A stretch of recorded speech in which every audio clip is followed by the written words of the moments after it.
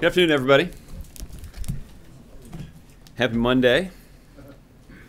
Before we get started, I wanted to just bring to your attention a statement that was issued today by the National Governors Association. So the NGA is a bipartisan organization that represents governors from across the country. They issued a statement, and I'm just going to take the liberty of reading it to you here.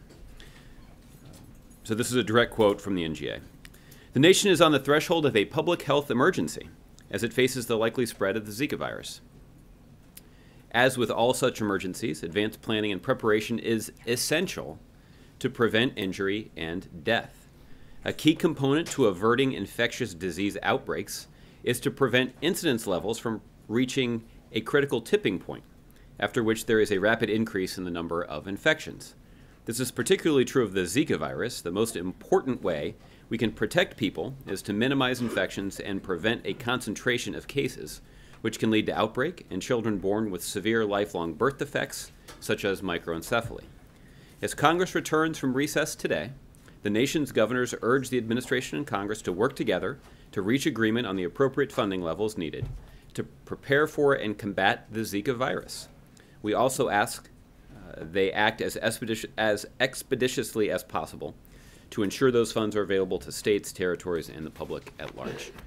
So this obviously is consistent with the argument that the administration has been making for more than 2 months now, that given the public health emergency that exists around the Zika virus, it's critical that Congress act quickly to provide the necessary funding to our public health professionals and to states to ensure we can protect the American people. That's what the president's been advocating for quite some time, and we're hopeful that Republicans will drop their opposition and actually work with Democrats to get this done. So with that, Kevin, you want to get us started today? Sure. Josh, thank you.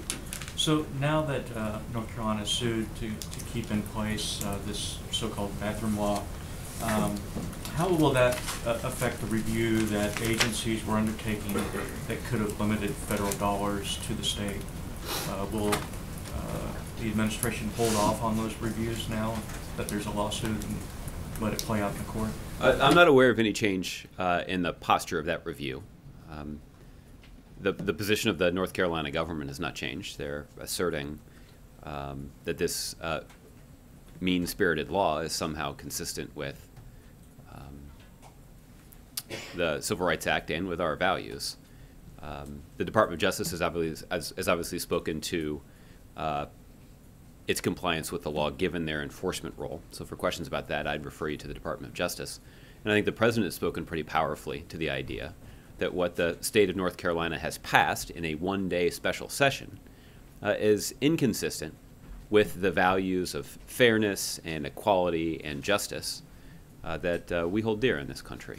And I think it should be evident from the response of the business community that what the North Carolina government has done is inconsistent with the best interests of the people of North Carolina and the economy of North Carolina.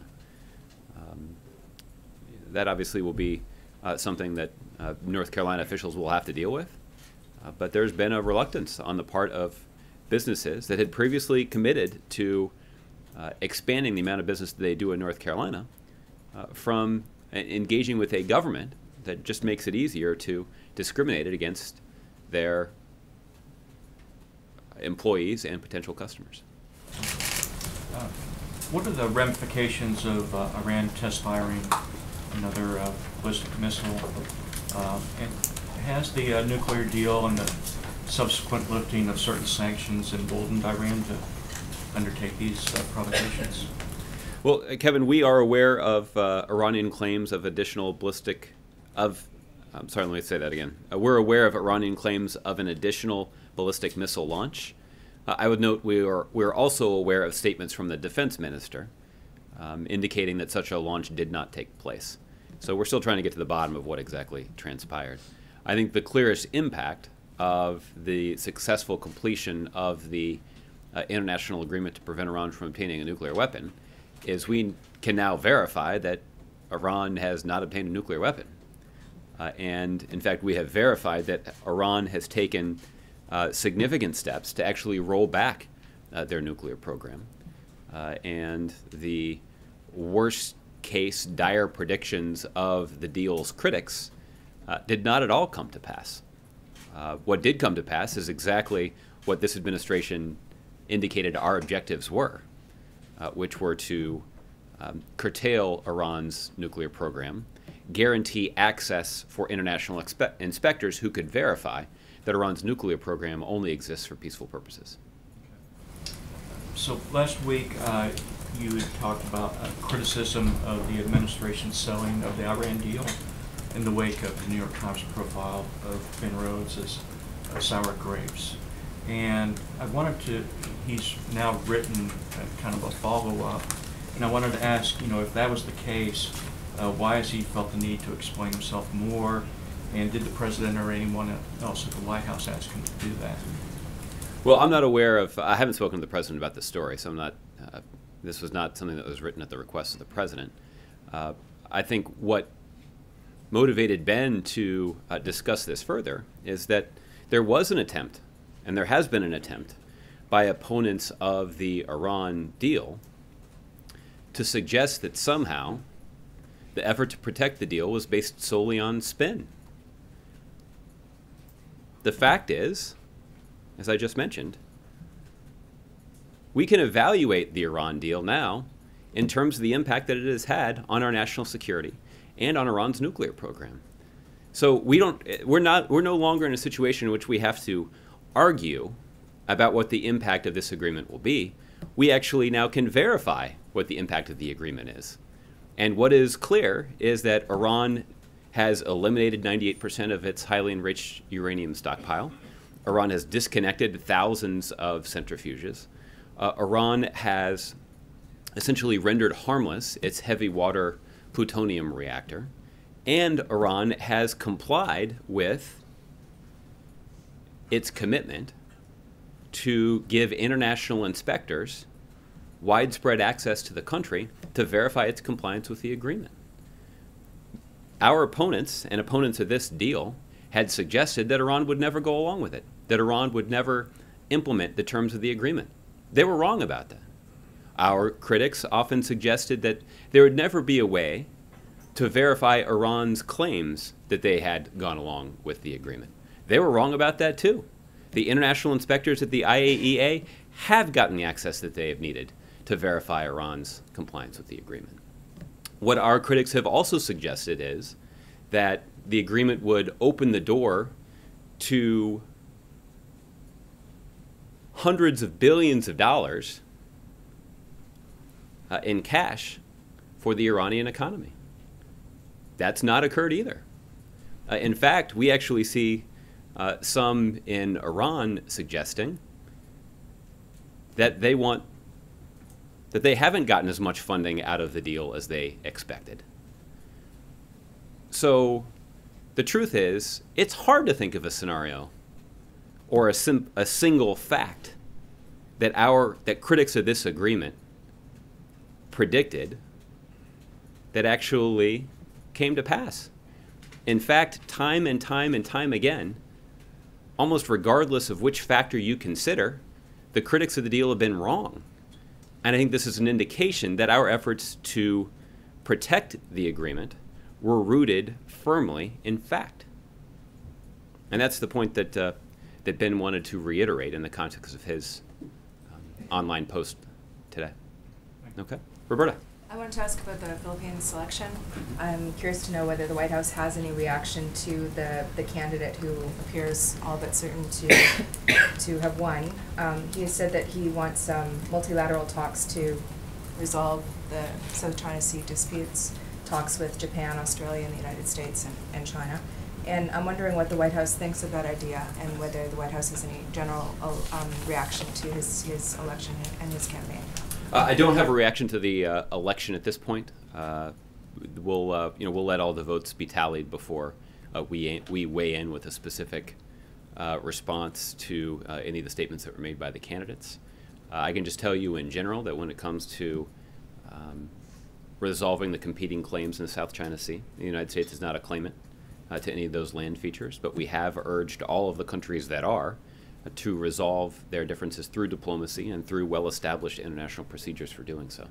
We're strongly supportive of that effort because we benefit from the kind of rules-based order that allows the free flow of commerce in that region of the world. And it's obviously in our economic and strategic interest for that flow to continue uninterrupted. And any sort of destabilizing activities there would not be in our interest. So while we are not a claimant to any of those land features, we do have an interest in those differences being resolved through diplomacy and without disrupting the broader international order. So would well-established diplomatic procedures include the possibility of having multilateral talks about that? Thank you. Well, I haven't seen the specific proposal that that this one particular Filipino candidate for president has put forward, but we'll obviously wait for the results to come in, and then we'll then have more of a reaction to offer in terms of his election and any proposals that may put on the table. Okay, just a quick one on this weekend. Saudi Arabia named a new oil minister, and I'm wondering whether this White House reaction to this key appointment, and whether the White House is expecting a new era of transparency because this oil minister is younger, or any sort of thoughts about this significant change.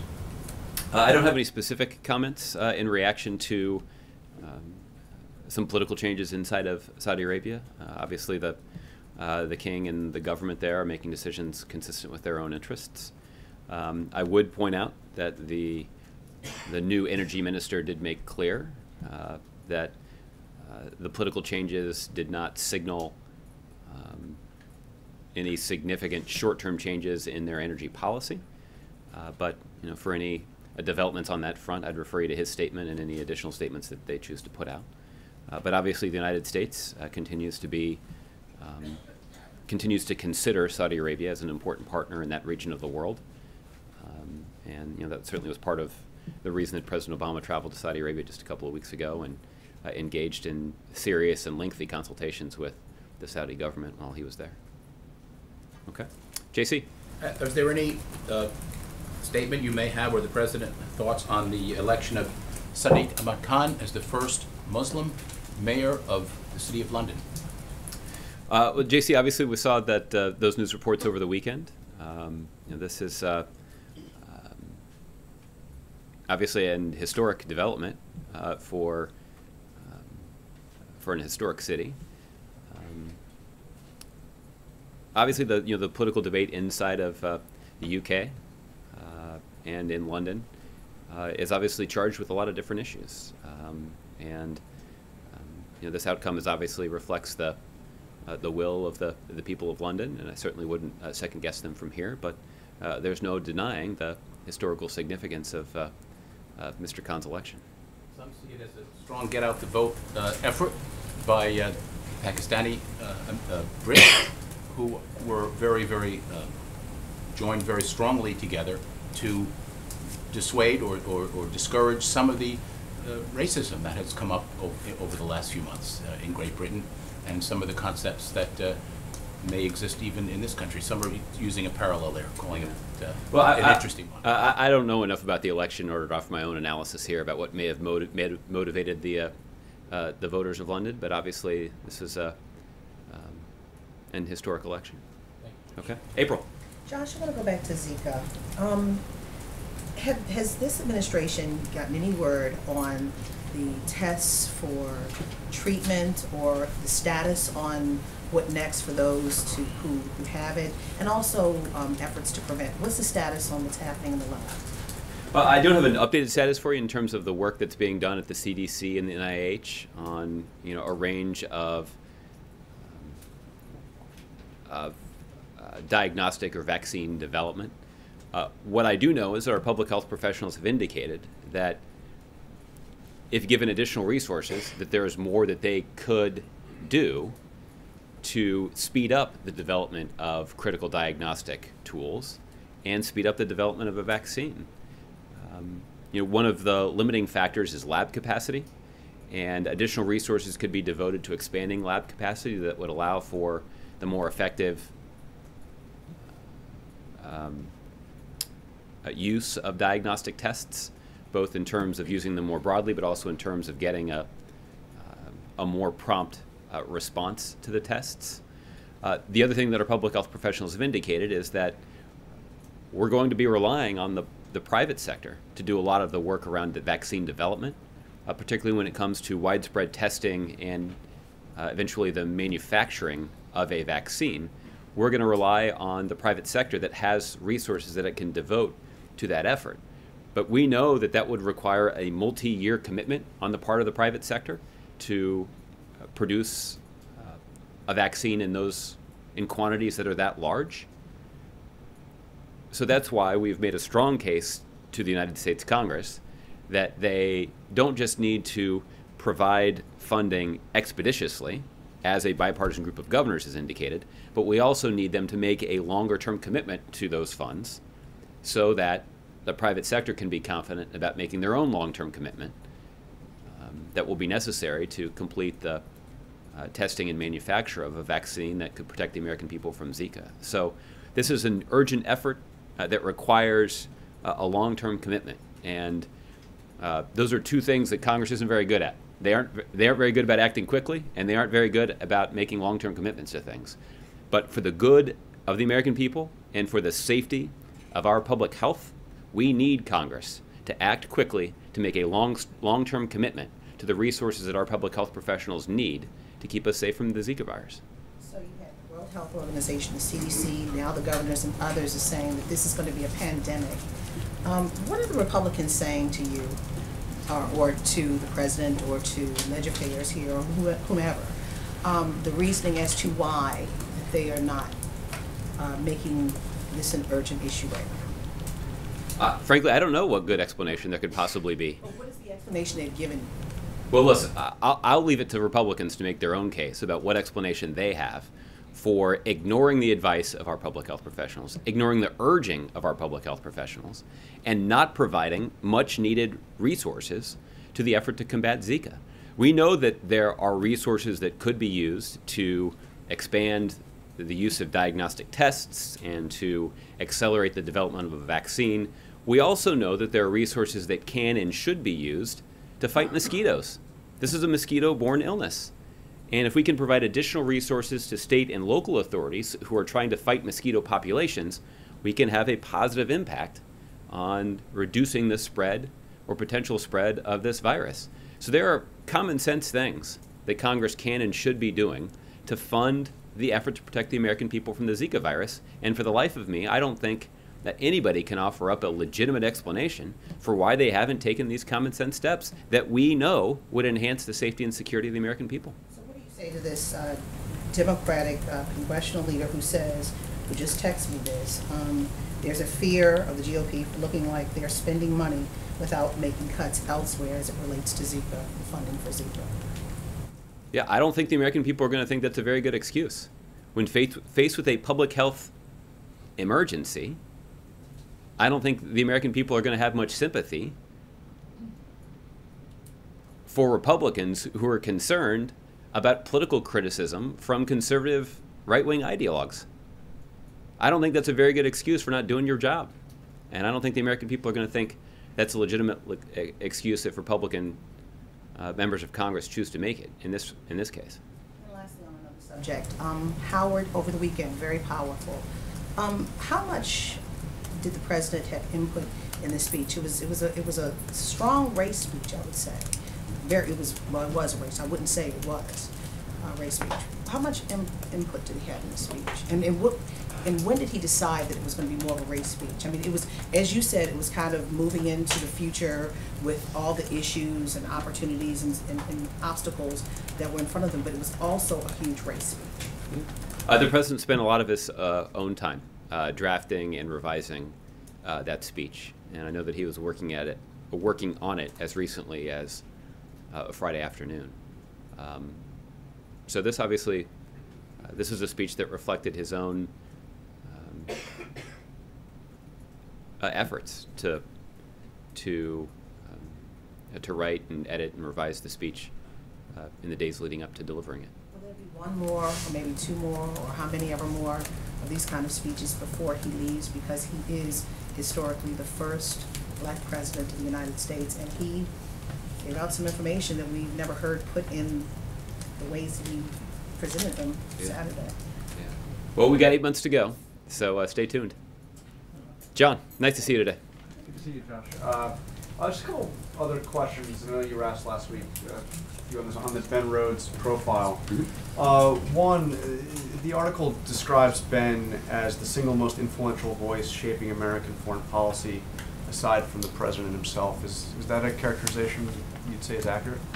Well, there's no denying that that Ben's relationship with the president and his close work with the president on a range of foreign policy issues since President Obama was merely a candidate for the president means that the president relies on Ben for a lot of advice. But what's also true is the president is fortunate to have a team of national security officials that have a lot of experience working on these issues that the president also relies on. So certainly somebody like the Secretary of State John Kerry wields a lot of influence when it comes to this administration's policy and the president's own thinking.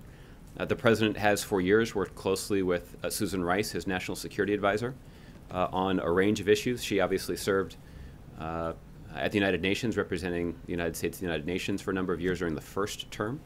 So she is somebody who has had both influential positions as well as the kind of relationship with the president that allows her to influence his thinking. Obviously, somebody like Ash Carter, somebody who has years of experience working at the Pentagon, at the Department of Defense, and he can use that experience to help the president make difficult policy decisions. So there are many people that have that play an influential role in guiding the president's thinking when it comes to a range of foreign policy issues. But Ben is, by all accounts, I think, an influential figure. One of the things he talks about in this article is the foreign policy blob as something that the president sought to kind of stand against. And the article says, according to Rhodes, the blob includes Hillary Clinton, Robert Gates, and other Iraq war promoters from both parties who now whine incessantly about the collapse of American security in Europe and the Middle East. So I'm just wondering on this, the foreign policy blob, is it the White House view that Hillary Clinton is part of that foreign policy blob, or is that just a view of Ben Rhodes? I will say that I've spent a lot of time with Ben over the years, but also on a couple of foreign trips with long flights just in the last couple of months. I have not heard him use the term blob. I'm not suggesting that he's misquoted. I'm just saying I don't know the direct frame of reference in which he used Do you think Hillary Clinton is part of the foreign policy blob? Well, again, I'm not even sure what that means. But obviously, Secretary Clinton is somebody I think I would also put in the category of influencing the president's thinking and influencing this administration's policy. Is it odd to see a major profile of somebody who, in your words at least, is an influential voice in forming the American foreign policy, describing Hillary Clinton as something that would be a part of where the president stands on foreign policy? Yeah. Well, I mean, let alone a blob, and use whatever word you want to use. It's clearly a derogatory description here. Well, I think coming from one of the president's top foreign policy. Well, stepping back from that specific term, I think what is true is that one of the things that the incoming president of the United States vowed to do in 2009 was to bring change to Washington, D.C.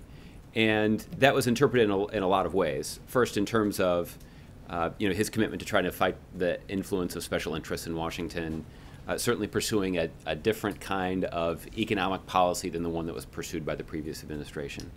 But we've also spent a lot of time over the last 7 years, and you certainly have covered a good chunk of this, sort of pushing back against the foreign policy establishment in Washington, D.C.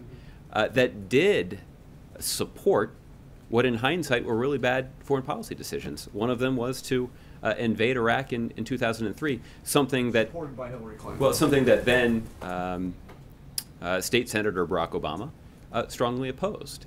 So I think the point is this, is that President Obama has worked hard to implement a foreign policy that he believes strongly advances the interests of the United States around the globe, but doesn't just rely on the conventional wisdom of the foreign policy establishment in Washington, D.C. Certainly the president has benefited tremendously from the advice of experienced foreign policy hands inside this administration. Vice President Biden, Secretary of State John Kerry, former Secretary of State Hillary Clinton, Secretary of Defense Ash Carter. These are all people that have a lot of experience in the national security establishment in Washington. But what the president has sought to do is to incorporate that advice, but also to make sure that he's thinking smartly about the most effective way to use U.S. influence, to use the United States military to advance our interests around the globe. And there is a tendency that's undeniable on the part of the foreign policy establishment in Washington, D.C., to turn to the military option,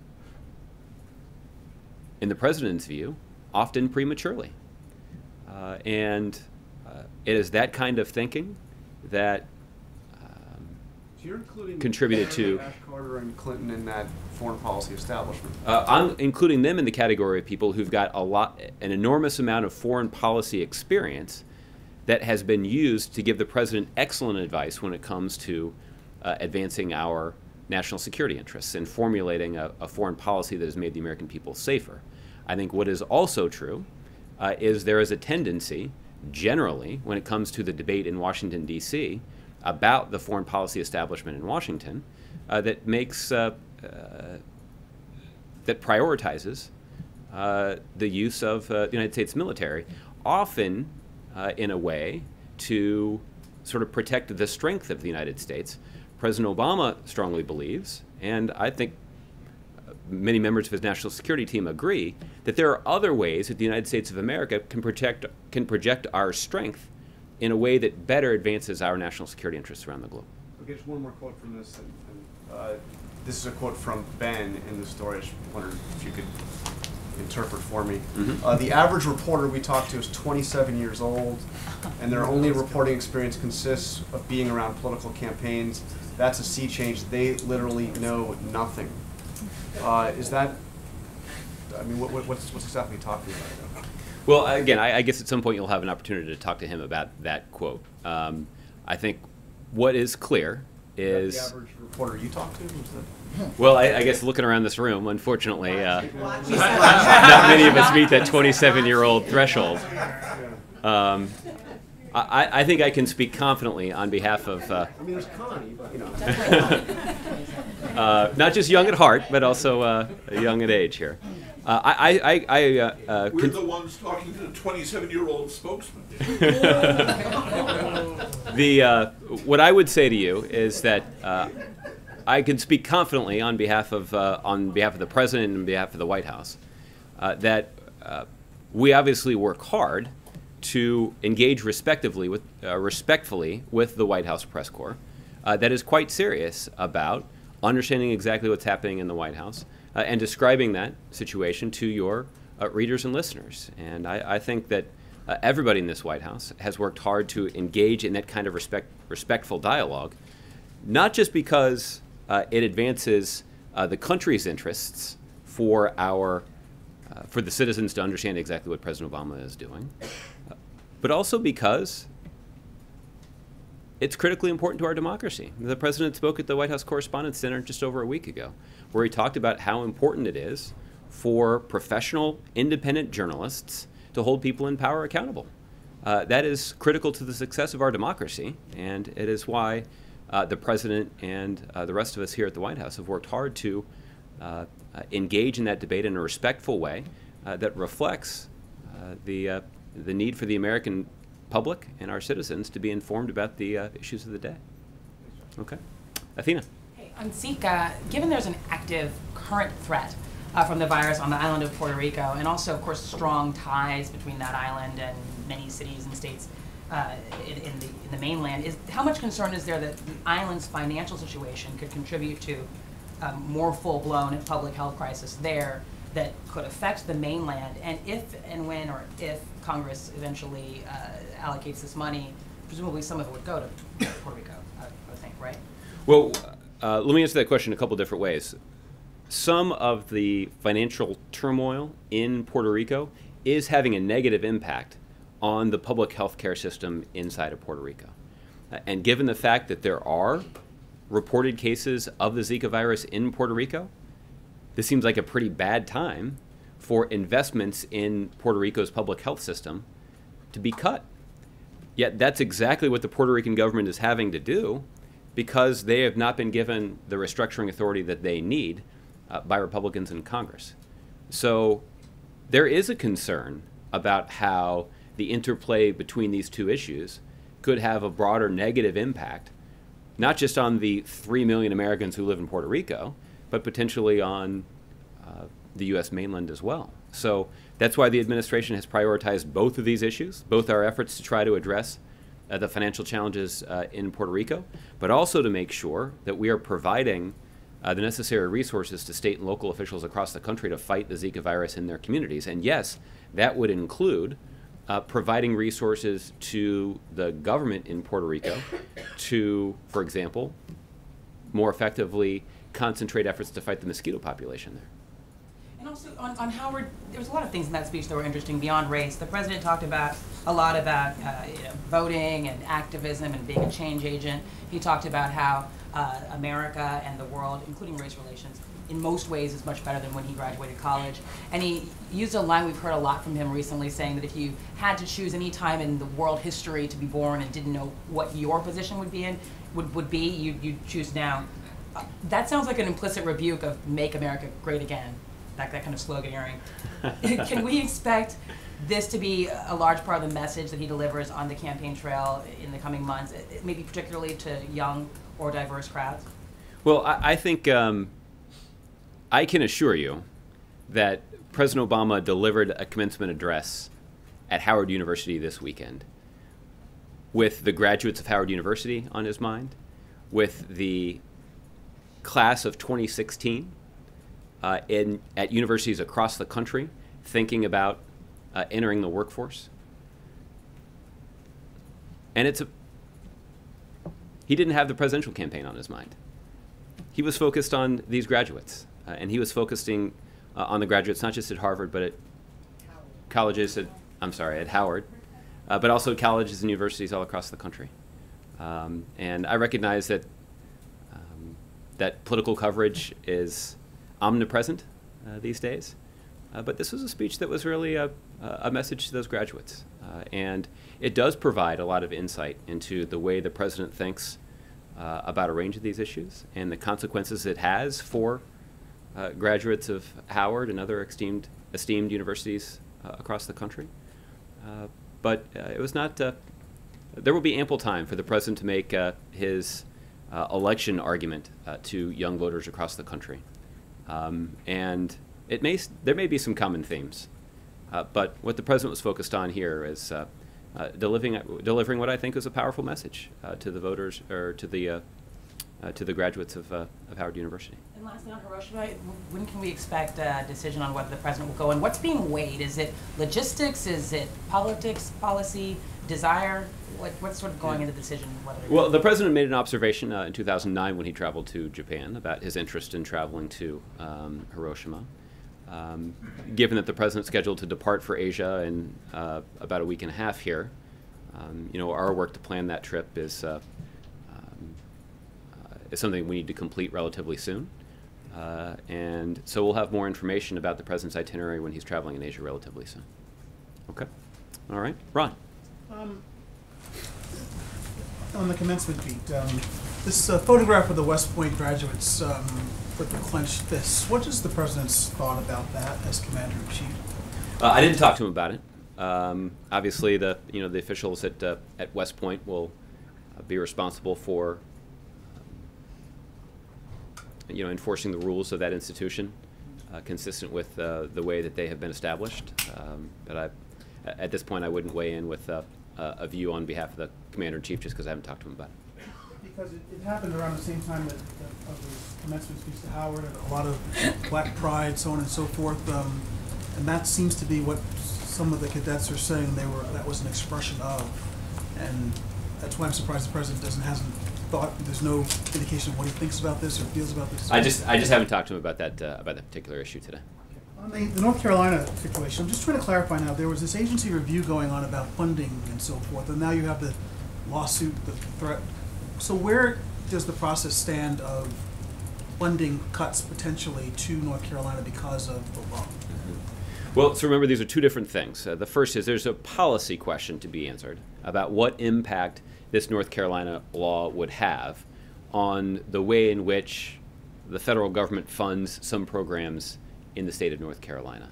And there are a range of agencies that are considering the policy implications of HB 2.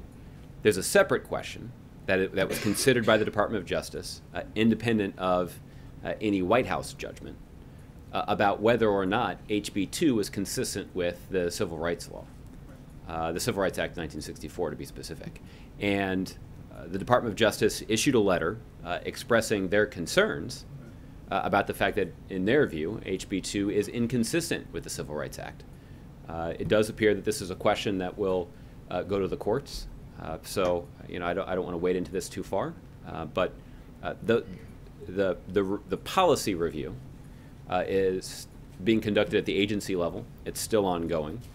But the Department of Justice question about whether or not this is consistent with the Civil Rights Act is something that will apparently be litigated in the courts.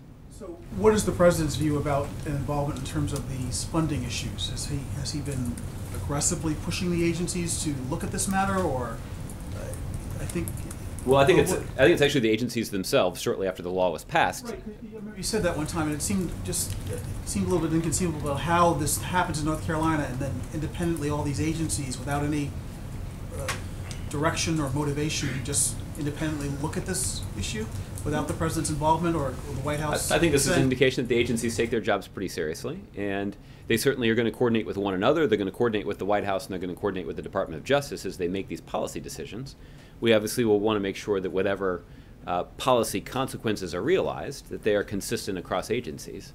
But that's a process that is ongoing. So, yes, the White House is involved in that policy review process, but primarily to coordinate the activities of the agencies that are involved. Right. So, is it conceivable that this law could defy the civil rights laws, yet still be consistent with any particular agency's policies? Well, again, what these agencies are reviewing right now is what impact the law has on their policies. I guess the ultimate question is, how aggressively is the administration going to go after the funding of North Carolina now that it clearly believes that this law is violating the civil rights of, it is not consistent with the civil rights laws of the country? Yeah.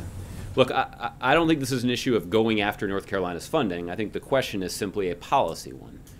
In terms of evaluating what impact this law has on policy questions related to funding that North Carolina uses for a variety of programs inside their state. So this is something that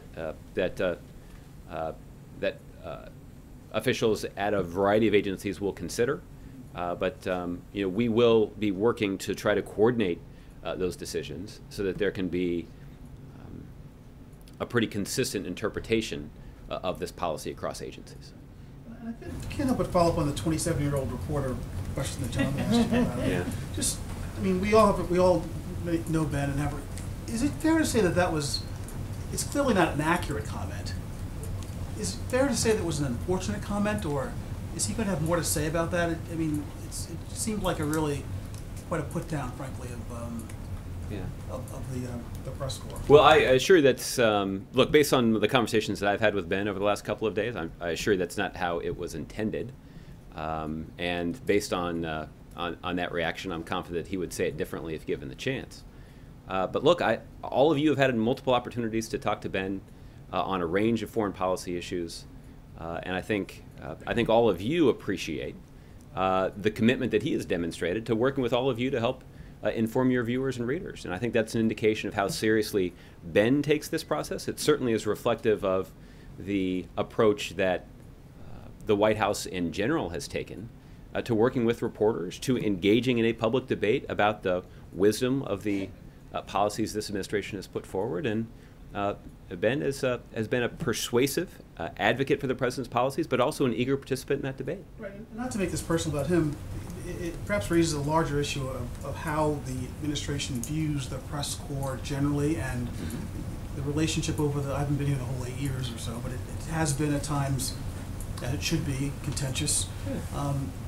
And I guess to what extent is this some indication that the president's thinking about the press corps is not perhaps as complimentary as we would like it to be, Well, or as positive as we would perhaps think it should be? Yeah, I guess I would encourage you to consider the president's own words on this, and whether you want to consider the statements that the president made at the Correspondents' Dinner, or the statements that the president delivered to college journalists in this room just a couple days before the Correspondents' Dinner. In both settings, the president paid tribute to the critically important role that independent journalists have in the success of our democracy. And I think, look, as you point out, there's built-in friction between the White House press corps and the White House. That is always going to be there. And the day that it's not, the day that there is not friction between the White House press corps and the White House, is the day that you guys stop doing your jobs. The day that you walk in here and you sit in the front row and you say, well, you know what, Josh, I think you've just answered all my questions here at the briefing. There's not another single thing I could possibly ask about. That's a day that you haven't taken seriously your responsibilities to push and prod and hold the administration and the president accountable for the decisions that he's making and for the consequences of those decisions. And I think the fact that I come out here and stand here for an hour and a half every day to answer your questions is an indication that we take that process quite seriously. Do you think that in the coming months and weeks that the president might increase his level of engagement with the press? And I remember struck that day that he stood here and took about many questions from the students, but his interactions with us are, I would say, more limited. Perhaps not over the course of the whole. I mean, Yeah. there's a lot of ways to parse this, obviously. Yeah. But the question is, can there be, or given some of what's been said here and what the thought here, do you think the president might rethink the level of access and engagement that he has with the press corps? Does he feel that it's appropriate? Yeah, I think look, last Friday the president stood at this podium and delivered an opening statement and took 4 questions from people in this room. And I think that's an indication of the president's commitment to engaging with all of you and answering your questions and being accountable to you and to the American public for the decisions that he's making. And look, if there's ever a day that you guys walk in this room and say, you know what, I think we've heard enough from the president today, or you know what, we've gotten all kinds of questions that we've been able to ask the president, it's a day that you stop doing your job. You're supposed to sit there and say, why can't we get more access to the president? Why can't the president spend more time answering our questions? That's your job. That's what you're supposed to advocate for. And that's the nature of our arrangement here. I think the question really is not whether or not the White House press corps is going to be satisfied with the number of questions the president has taken from the press corps. You shouldn't be. I think the question is there a commitment institutionally on the part of the White House that starts at the top to answering as many questions as possible and spending the time necessary to help the American people and the journalists who cover the White House the most understand exactly what's happening here. And I think I'm quite proud, and I think the president's quite proud of the efforts that we undertake on a daily basis to help all of you understand exactly what the president's doing and why he's doing it. And to be clear, the president understands that's part of his job. Part of the job of the president of the United States is to communicate with the American public and certainly to participate and engage in a process where you have independent journalists who've got years of experience, either on the campaign trail or around the world, who are here to hold the president accountable and to hold his administration accountable. And that's, again, that is part of what makes our democracy successful. And you've heard the president make this observation after returning from travels overseas. Well, actually, there's a better example of this. The president had this conversation with Vladimir Putin on the telephone, where President Putin made an observation about some news coverage of the president back here in Washington. And the president noted to President Putin that while President Obama has the opportunity to talk to reporters, he doesn't have an opportunity to edit their pieces. And that sometimes that makes for a little bumpiness. And sometimes the president feels as if his message is being blurred. But that's part of our process, and that's what makes our country and our democracy strong, and it's why the president so willingly and freely engages in that process. Okay. Byron. Thanks, Josh. Last week, the president granted clemency to 58 nonviolent drug offenders. At the time, you guys noted that he's granted more commutations than the previous 6 presidents combined. But when it comes to the use of his pardon power, he lags pretty far behind other modern and historical presidents. He's only granted 70 pardons. George W. Bush has granted 180. Bill Clinton granted nearly 400. Why is the president so reluctant to pardon people? Well, Byron, we've got 8 months to go, so I think it's too early to draw that conclusion. The second thing I would point out is the president has been aggressively advocating for criminal justice reform legislation. In terms of the potential impact of that legislation, it would have a positive impact on many more Americans, particularly when it comes to bringing greater justice to our criminal justice system. What's also true is this administration has worked hard to upgrade the processes that we have in place internally for considering clemency requests. That effort to make that process more efficient has resulted in changes both here at the White House and at the Department of Justice to streamline this process. The administration has also worked with outside organizations, again, to try to make this process function at a higher level. And I think the benefits of all of that work is something that we've seen in recent months with an increase in people who've been granted clemency. And the president is certainly hopeful that at least over the next 8 months that we'll continue to benefit from that work. I think what is also true is there's no denying that the next president of the United States will inherit a higher functioning clemency system than the one that President Obama inherited. And that also has the potential to make a difference in the lives of Americans who are ready for a second chance. But when it comes to pardons specifically, is there something the president likes better about clemency over offering a blanket pardon for a crime? No, well, it's hard to answer that question, Byron, just because each of these cases are considered on a case-by-case basis. So it's hard to make grand pronouncements about the use of the granting of clemency in the form of a commutation as opposed to a pardon. But what I can tell you is after a lot of work, we now have in place a much better system for considering these kinds of requests.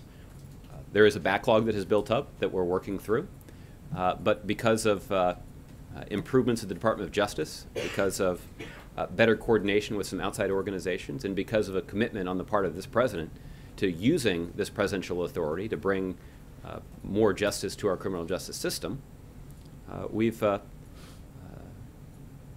seen clemency granted at higher rates over the last several months, and hopefully that progress will continue. But again, none of this will ever be a replacement for the kind of criminal justice reform legislation that has bipartisan support in Congress that would have a much broader impact in terms of making our community safer, but also bringing greater justice to our criminal justice system.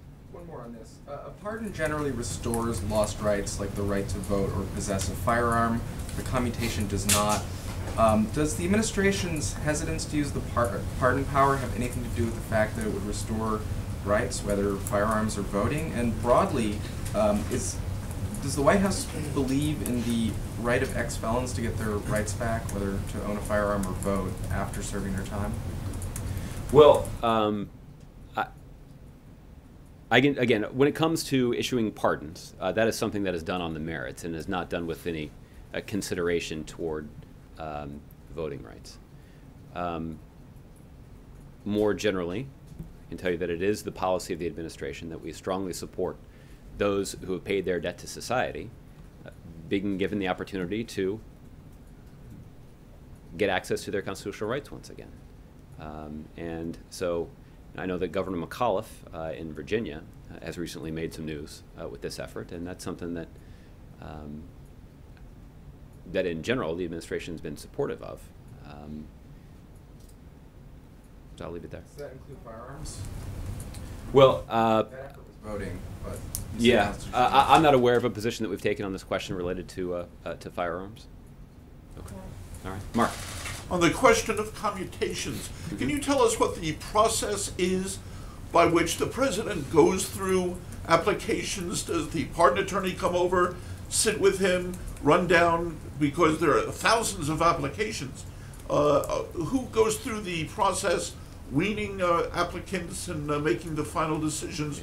Or is he just presented with 58 and that's how it happened last week? The way that this works, and the Department of Justice can give you some more granular detail on this, but there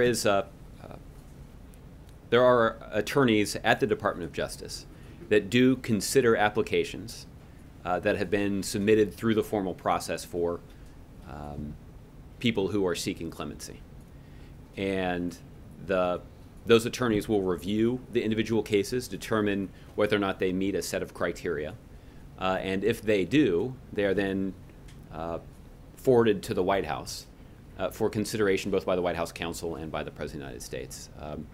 And that's generally how the process works. We can provide you some additional detail on that. Well, can you say, if in the last batch, did the president receive more than 58 commutation prospects, and then he ruled yes for some and no for others? I don't know the answer to that. I don't know that we're going to be, frankly, willing to disclose that much detail, because this would sort of fall in the category of advice that the president's getting from his attorneys. But let me take a look at that and see if we can give you a little bit more insight into this. Okay. But just to go back to your original question, the president's not the one who's sort of combing through the large stack of cases. I get that, but what I wanted to know, does the counsel, White House counsel, go through it first and then sit down with the president and go through them one by one? Or does the president get a batch and goes through it himself? I know that the White House counsel is certainly part of that process. A lot of this can be done on paper. And so the president does take the time to review individual cases that have been recommended for clemency. I do know that. Okay. Margaret. Josh, North Korea, over the weekend, Kim Jong-un delivered a speech. He seemed to tout nuclear weapons development, but also said they were going to fulfill the nuclear non-proliferation requirements. What does the White House make of what he said? Well, Margaret, what we, as with many countries, we're much more focused on their actions and the actions of North Korea than we are on their words. There are a set of concerns that we have raised about the way North Korea's conduct is inconsistent with their international obligations when it comes to their nuclear program. And we've made clear that once North Korea demonstrates a commitment to coming back into compliance with those international obligations, the United States and the rest of the international community would be prepared to enter into negotiations with them and begin to give them access to the international community that they've been denied for some time now. And they've been denied, they've been isolated because of their insistence on violating these basic international norms that just about everybody else lives up to. So you see this as neither hopeful nor worrisome? We see this as a piece of, as a factor that can be incorporated into our broader analysis about the situation there. But ultimately, we give greater weight to the actions that North Korea chooses to carry out. And there are a set of specific actions that we have made clear North Korea needs to undertake in order to escape the international isolation that they face right now. On North Carolina, I know you're not going to want to get ahead of where the AG goes later today, and we know broadly what the president thinks in terms of where North Carolina is with its own laws. But fundamentally, what are the president's views on whether transgender should be a protected status under federal law? And has he ever called on Congress to do that? Well, I'm going to have to look this up for you. I know that there has been legislation that's been put forward to consider this specific question. And let me follow up with you if we've taken a specific position on this. I think what I can just say generally is, and you've heard the president say this on a couple of occasions, the law that was passed by North Carolina, this HB2 law, is just mean-spirited because it seeks to discriminate against people because of who they are. And it frankly is inconsistent with the kinds of values that we cherish in this country. It's also inconsistent with the economic interests of the state of North Carolina. And you've seen a number of businesses indicate that they are not willing to invest in North Carolina, or at least hesitant to invest in North Carolina, because of this particular piece of legislation. So Deutsche Bank has already announced it was canceling a planned expansion of its operations in Cary, North Carolina. That expansion would have added 250 jobs to the state of North Carolina. PayPal announced that it was canceling plans to open a global payment center in Charlotte, North Carolina, which had been expected to bring 400 jobs to that city. You've heard the NBA announce that they were potentially moving the 2017 All-Star Game. The state of North Carolina lost their NBA franchise a few years ago and went to great lengths to try to win the confidence of the NBA to get that franchise back there. Basketball is obviously a cherished pastime of the people of North Carolina, and this is would just be another setback. So I think it is clear exactly what the impact of passing this law has been, and ultimately the governor and state legislators will be the ones that have to defend to the people of North Carolina exactly why they went down this route. The irony is that the state of North Carolina for a generation has sought to cultivate a business-friendly climate. This was a state whose economy largely rested on the agriculture industry, and they've worked hard to develop research and development capacities and to develop Charlotte as a financial hub, and much of that progress has been dealt a setback by the mean-spirited politics of the governor and some Republicans in the state legislature. But exactly how that all gets considered by the people of North Carolina is something that they'll have to determine. Well, because arguably the next administration may not have the same interpretation as this administration's Department of Justice. So without that federal protection, you could continue to have these arguments state by state. Mm-hmm. So does the president want that? Is he encouraging? Is there any kind of effort on the Hill that he's really trying to court opinion to get this to be protected status? Mm-hmm. Let me take a look at our record on this and see if I can get you some specifics about what legislation we have supported in Congress. And a really quick one. In that same New York Times piece, there was mention of the president's two letters, or two that we know of, that were written to the supreme leader of Iran, or to Iran's leadership at least. And in the article it framed it saying that Panetta, CIA chief then SecDef, was not included or consulted, and the letters when they were written, and had no knowledge of them. At least that's how it was conveyed in the article. Can you confirm that to be the case, or can you explain who was part of the writing of these letters to the Iranian leadership? I can't account for who may have been in the loop on the writing of those letters and who wasn't. Obviously, the president drew upon the advice of his national security team in terms of trying to pursue a diplomatic opening with the supreme leader and with other leading officials in Iran. But I frankly can't speak to whether or not then CIA Director Leon Panetta was shown a draft of the letter before it was sent. They would suggest, or some are definitely interpreting that as an indication that perhaps he was not one of the top national security advisors to the president, or considered to be someone who needed to be in the know, in the room, and consulted on something that was pretty substantial in terms of outreach. Listen, I assure you that President Obama would not have made the decision to promote his CIA director to be the Secretary of Defense if he didn't have complete confidence in the advice and wisdom that he was receiving from Leon Panetta. Will you be able, you think, to tell us who was part of that drafting of those letters? I'll take a look and see if we can get you some more details on that, but I can't promise that we'll have any information on it. Okay. Kevin. Thanks, Josh. You may have, I'm not sure if you inferred or if you made this clear, but has the president, do you know if the president has read that New York Times Magazine article about that? I don't know whether he has or not. I haven't spoken to him about it. Okay, good. Ben told Jake Tapper of CNN on April 6th, and I quote, "Under this deal, you will have anywhere, anytime, 24/7 access as it relates to the nuclear facilities that Iran has." Is that a lie? No. To their nuclear facilities, there is 24/7 access to Iran's to verify their compliance with the agreement. 24/7 access, anytime, anywhere. To their nuclear facilities. That's the quote you just read me, right? Yes. Yeah. Can you state categorically that no senior official in this administration has ever lied publicly about any aspect of the Iran nuclear deal? Yeah.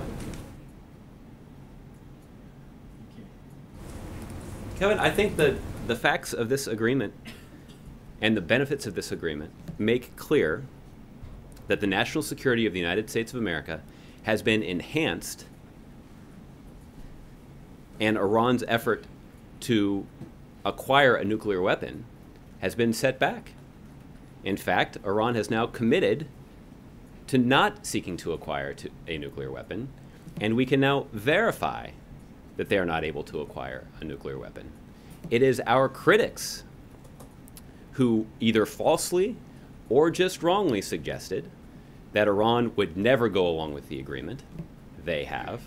They falsely or wrongly suggested that we would never be able to verify through the international community that Iran would abide by the agreement. They have. It is our critics who have suggested that Iran would experience hundreds of billions of dollars in benefits, a financial windfall from this agreement. They have not. In fact, we have seen the Iran government complain about the fact that they haven't gotten the kind of financial benefits that they expected. So I recognize that there is an attempt by those who either lied or got it wrong to try to relitigate this fight. But the fact of the matter is, when you take a look at the concrete results of this agreement, Iran is not able to obtain a nuclear weapon. We can verify that their nuclear program is only focused on peaceful purposes. And we have succeeded in making the United States safer, in making Israel safer, in making our partners in the region safer, because Iran is not able to obtain a nuclear weapon. This wasn't just a priority identified by President Obama. Preventing Iran from obtaining a nuclear weapon was a priority that was identified by Prime Minister Netanyahu and other leaders in the Gulf that work closely with the United States to advance our national security. That's the crux of this argument, and the facts indicate that the strategy that the president laid out was remarkably successful. I just want to make sure, I want to give you another run at it because I'm not sure if you misspoke. I said, can you state categorically that no senior official in this administration ever lied publicly about any aspect of the deal? There is no evidence that that ever occurred, and what I would encourage you and other critics of the deal to do is to look at the facts and to look at the results. We can verify them now, and the facts are clear. Okay. Last week you called the House Republicans' plan to prioritize military readiness concerns and have war funding expire next April as grossly irresponsible. And yet back in, I think it was 2008, then Senator Obama and Senator Clinton, for that matter, voted for a similar timeline. Can you square the difference? I'm not aware of that vote in 2008. We can have to take a look at it, but I'm sure it was different. Okay.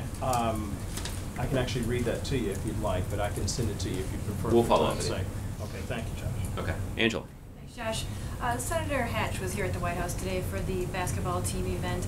He, of course, is a Republican who has spoken in complimentary terms in the past about the nominee for the Supreme Court opening. Did the president have a chance to have any private conversation with the senator today on that topic?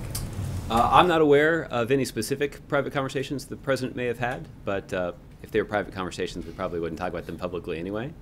But certainly President Obama and Senator Hatch agree about the historical significance of the exciting 1983 NCAA championship game, and the president was honored to welcome the national champion North Carolina State Wolfpack men's basketball team to the White House today. And Donald Trump has been talking about how he would approach U.S. debt, and there seems to be some inconsistencies in how he says he would approach that. But one of the things he's proposed is being open to renegotiating U.S. debt in case the economy were to tank. That's not the approach that the president took when he was new in office, but what does he think about that idea being floated right now from the presumed Republican nominee? Yeah, over the course of the president's 7 years in office, you've had multiple opportunities to evaluate the priority that the president has placed on protecting the full faith and credit of the United States of America. We saw an effort by congressional Republicans in 2011 to hold hostage the full faith and credit of the United States to accomplish some of their ideological aims. The president stood steadfast and has made clear time and time again that he's committed to protecting the full faith and credit of the United States. The President made that a priority throughout a series of rancorous budget negotiations with congressional Republicans, because this is a principle that is critical to our nation's short-term and long-term economic health. The United States of America is a global leader when it comes to our economic strength because the world has confidence in the full faith and credit of the United States. And the President does not believe that that full faith and credit should be subjected to negotiation or the threat of hostage taking. So the President has made this a priority. That is a priority that other American presidents, in fact, every other American president has made clear that protecting the full faith and credit of the United States is critically important, Democrats and Republicans.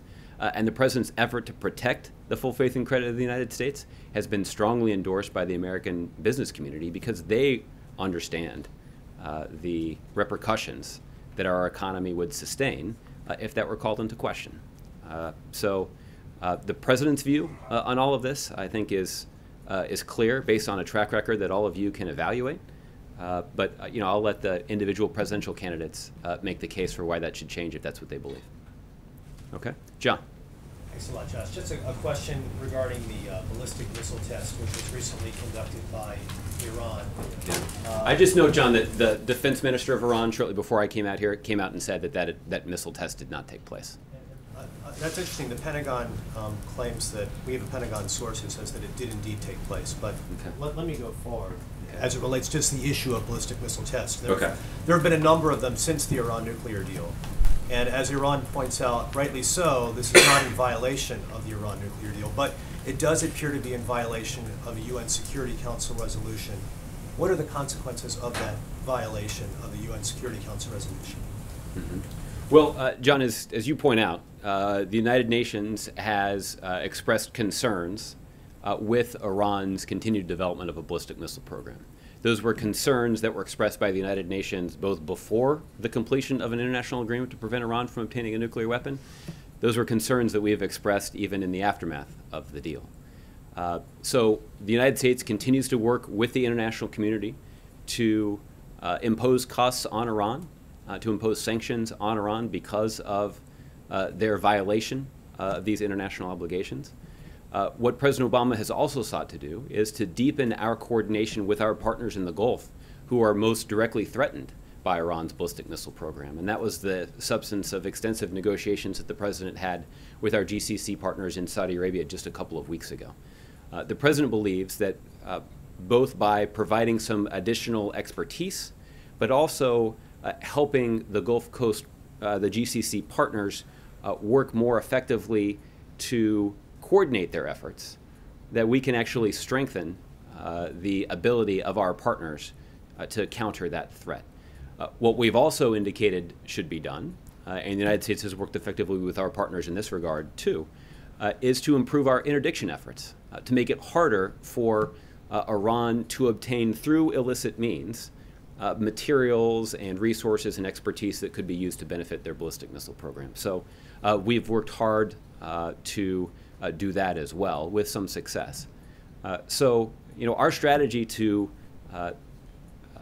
counter Iran's ballistic missile program is one that's rooted in our ability to work with the international community to achieve this objective. I think what is clear is that the world is safer because we can definitively say that there is no chance that Iran is going to put a nuclear weapon at the top of one of those ballistic missiles because of the international effort that was led by Barack Obama to prevent Iran from obtaining a nuclear weapon. So do you not anticipate the UN Security Council imposing any type of additional sanctions on Iran for their ballistic missile testing? That certainly is a possibility. It always is. But again, in this particular case, there are doubts about whether that actually occurred because the Iran defense minister said on the record that it didn't. But we obviously have ways for to evaluate that, and we'll work with the international community to do so. Was it a mistake that this particular issue, ballistic missile testing, was not included in the Iran nuclear deal? No. Again, because our focus in the context of the Iran deal was to work with the international community to prevent Iran from obtaining a nuclear weapon. That was the #1 threat, I think, for obvious reasons. The concerns that the international community, including the United States, has about Iran's ballistic missile program are longstanding concerns. Those concerns continue. Our efforts to counter their ballistic missile program haven't waned in the aftermath of the Iran deal. In fact, we've actually stepped up our efforts to coordinate with our GCC partners, with Saudi Arabia and with Israel, both to put in place an architecture to counter Iran's ballistic missile program, but also to ramp up enforcement of international sanctions that prevent Iran from being able to acquire resources and materials through illicit means. So we've stepped up that coordination, and we're going to continue to apply pressure to Iran to come into compliance with their international obligations. Okay? Gardner. A Mexican judge just ruled that El Chapo can be extradited to the United States. Do you happen to know, Josh, where he might be incarcerated or when the timing of that might happen? I wasn't aware of this announcement. It may have just occurred in the last hour or so. What I will say is that the Department of Justice has, for years now, has filed charges against Mr. Guzman. These are charges that have been in place for years. And as a result of those charges, the United States has sought extradition and to bring him to justice in U.S. courts. But obviously that requires the Department of Justice to work with the Mexican government. They have him in custody now. And so for updates on those efforts, I'd refer you to the Department of Justice. Al-Qaeda chief Ayman al-Zawahiri released an audio tape over the weekend, his first since January, urging jihadists to unify in Syria. Given al-Qaeda's diminished stature these days, particularly in Syria, how important are these utterances anymore in the context of the fight there? Yeah. Well, Gardner, we obviously take quite seriously the threat that is posed by al-Qaeda and other extremists that seek to carry out violence against the United States or our interests around the world. And the President has been vigilant about countering that threat. Let me give you a good example, and this is an announcement that was made, I believe, over the weekend by my colleagues at United States Central Command. They announced that in the last week in April, the United States military had conducted 4 counterterrorism airstrikes against al-Qaeda figures in Yemen. Yemen's a place that, despite all the turmoil that's there, that we don't talk a lot about in here, but it is a place where we know that some of the world's most dangerous terrorists are seeking to establish a foothold and plot and plan against the United States. And these counterterrorism strikes are an indication that the President takes quite seriously the threat from AQAP that emanates from Yemen. But more generally, we have talked a lot in here about the effort to degrade and ultimately destroy ISIL in Iraq and in Syria. And the President has laid out a comprehensive strategy for doing so. He's assembled a coalition of 65 nations to work with the United States to degrade and ultimately destroy that organization. We know there are other extremist organizations that are operating in Syria in particular, and there have been U.S. airstrikes conducted against leading figures and fighters who are associated with those other extremist networks. So the President is well aware that there are dangers that emanate from Iraq and in Syria, and that would explain the robust response, both militarily and otherwise, from the United States to protect the American people. Okay? Thanks a lot, everybody. We'll see you tomorrow.